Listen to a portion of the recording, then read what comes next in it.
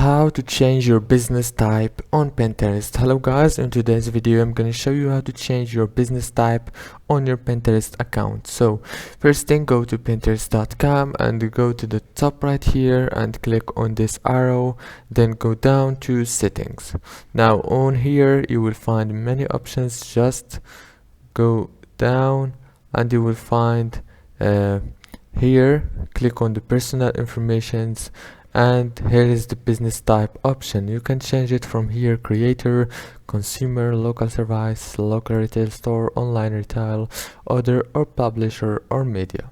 After you finish, click save, and the personal information, save it.